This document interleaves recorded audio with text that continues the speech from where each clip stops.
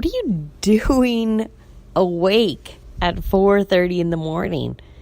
That's what my dog was wondering when she looked at me. My alarm went off at 4:30 a.m.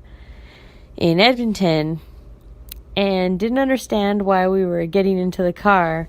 But I knew that if we wanted to make the most of the daylight, that's kind of our theme, we needed to get going on the road by 5 a.m. So we packed up the car, I put her in her little doggy crate, and we were on our way to Calgary, and then on our way to Montana.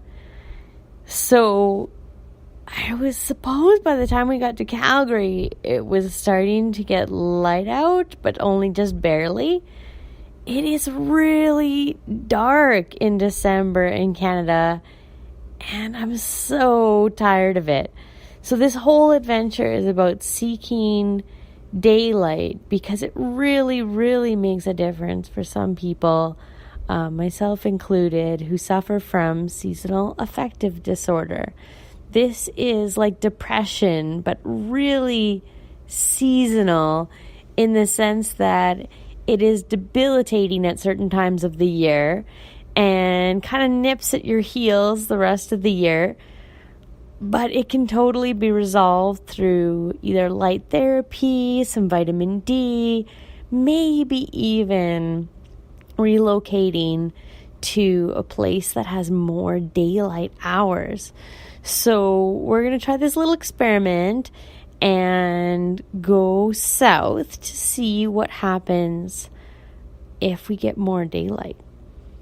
Today, the goal was to drive 11 hours from Edmonton, Alberta to Billings, Montana, and we succeeded. We had a few detours, only when it got dark, ironically. So the daylight kind of saved us. We did just fine when it was light outside. Had some really neat stops along the way, and then it got dark, and the roads are much scarier in the dark. I don't even know if it's that they're scary, but it's much more difficult to kind of navigate and see where you're at, get your bearings. I was using the navigation in my car, and it's built in, so it shouldn't really steer you wrong. But finding a motel in Billings, Montana, was something I thought I would just kind of wing it, kind of fly by the seat of my pants and hope for the best. But I passed right by the exit that I needed, so it was about a 9-mile detour, and it was frustrating, but it's not the end of the world because I was getting about 42 miles per gallon. So if you know your conversions, I suppose that's about 5.6 liters per 100 kilometers. And I was doing okay, so we could fill up the gas tank with almost $20 US.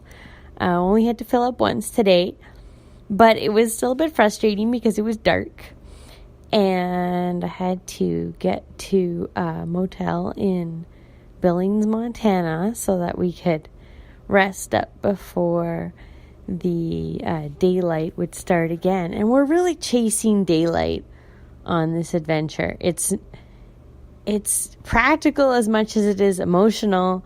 Driving on the roads is much easier, of course, when it's light out. And in the winter, the daylight hours are so short.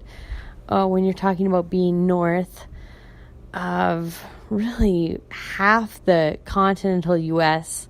and Canada, it's short days in the winter. So being that it's December 10th already, we have maybe, I'm going to say 8 hours of sunlight. I got to calculate that. I haven't looked at it. But this adventure, really going south, is about seeing what kind of difference it makes when we get more daylight, whether it's going to lift our moods, kind of keep the depression at bay, and even help with some anxiety. This past week, my doctors put me on a new medication, which is Abilify. And I keep saying it sounds like tax software because it's such a catchy little name, Abilify.